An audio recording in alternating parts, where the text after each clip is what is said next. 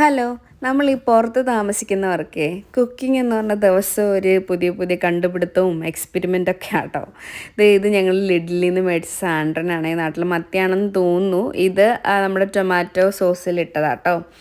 ഇതുകൊണ്ട് ഞാൻ ഇന്നൊരു മീൻ മസാല ഉണ്ടാക്കാൻ പോവാണ്. ഇതിപ്പം 2-3 പ്രാവശ്യം ഉണ്ടാക്കുന്നു. അപ്പം ടേസ്റ്റിയാണെന്ന് തോന്നി, അപ്പം നിങ്ങൾക്കിവിടെ കാണിച്ചു തരാൻ തോന്നി. പിന്നെ ഇതിനകത്തോട്ട് ഞാൻ കുറച്ച് മല്ലിപ്പൊടി, മഞ്ഞൾപ്പൊടി, മുളക് പൊടി ഇത്രയാണ് ഇടുന്നത്. പിന്നെ കുറച്ച് ഉപ്പിടുന്നുണ്ട്. പിന്നെ ഈ ക്യാൻഡ് ഇട്ട് വരുന്ന മീനുകൾ ഒത്തിരി സോഫ്റ്റ് അല്ലേ, ഞാൻ അതൊന്ന് മസാല മിക്സ് ചെയ്യാൻ നോക്കി, പക്ഷെ നടന്നില്ല. ഇനി ഞാനിതൊന്ന് ഫ്രൈ ചെയ്തെടുക്കാൻ പോവുകയാണേ. പിന്നെ ഈ മീൻ ഒരു ഗ്യാരണ്ടി ഇല്ലാത്ത മീനാണ്. ഇത് പൊടിയത്തില്ല എന്ന് നമുക്ക് പറയാൻ പറ്റത്തില്ല. ഇത് 100% പൊടിയും കേട്ടോ.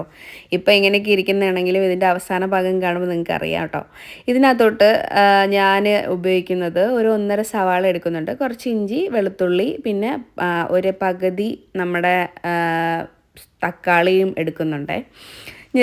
അവസാനം കണ്ടില്ല, ഞാൻ പറഞ്ഞില്ലേ, ഇതെല്ലാം ഞാൻ പൊടിച്ച് ഒന്ന് വറുത്തെടുത്തിട്ടുണ്ട്. ഇനി ഞാൻ കുറച്ച് ഓയിലെടുത്ത് അതേ പാത്രത്തിൽ തന്നെ ഇഞ്ചിയും വെളുത്തുള്ളിയും ഇട്ട് നന്നായിട്ട് വഴറ്റി പച്ചമണം മാറിയതിന് ശേഷം അതിൻ്റെ അകത്തോട്ട് സവാള ഇട്ടിട്ട് ഒരു ഗോൾഡൻ കളർ ആകുന്നവരെ ഒന്ന് വഴറ്റി എടുക്കണം കേട്ടോ. പിന്നെ ഇവിടെ നമുക്ക് ഫ്രഷ് മീൻ കിട്ടാറില്ല എന്ന് പറയല്ല, കുറച്ച് എക്സ്പെൻസീവാണ് എങ്കിലും കിട്ടാറുണ്ട്. പക്ഷേ അങ്ങനെ ഫ്രഷ് മീനെല്ലാം തീരുന്ന സമയത്ത് ഇങ്ങനെ ക്യാൻഡ് ഫിഷ് മേടിച്ചിട്ട് ഓരോ റെസിപ്പി ട്രൈ ചെയ്യാനാണ് ഇപ്പം ഇവിടുത്തെ എൻ്റെ മെയിൻ പരിപാടി. ഞാനിപ്പം നമ്മുടെ ഉള്ളി നന്നായിട്ട് വഴണ്ട് വന്നിട്ടുണ്ട്. ഇനി അതിൻ്റെ അകത്തോട്ട് കുറച്ച് മസാലകളും ചേർക്കുന്നുണ്ട്, സെയിം മസാലയാണ്. മഞ്ഞൾപ്പൊടി, മുളക് പൊടി, പിന്നെ ഗരം മസാലയും കുറച്ച് കുരുമുളക് പൊടി ഇത്ര കേട്ടോ ചേർക്കുന്നത്. ഇതും കൂടെ ഇട്ടിട്ട് നന്നായിട്ട് പച്ചമണം മാറ്റിയെടുക്കുക.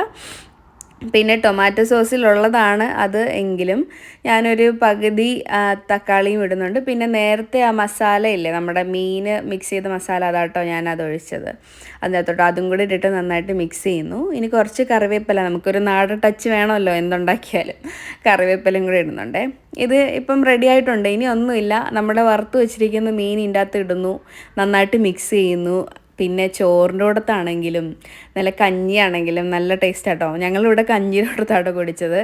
പക്ഷേ നല്ല ടേസ്റ്റായിരുന്നു. നിങ്ങൾ ട്രൈ ചെയ്ത് നോക്കുക. നിങ്ങൾക്ക് അവൈലബിൾ ആണെങ്കിൽ നിങ്ങൾക്ക് നന്നായിട്ട് ഇഷ്ടപ്പെടും. Okay, by.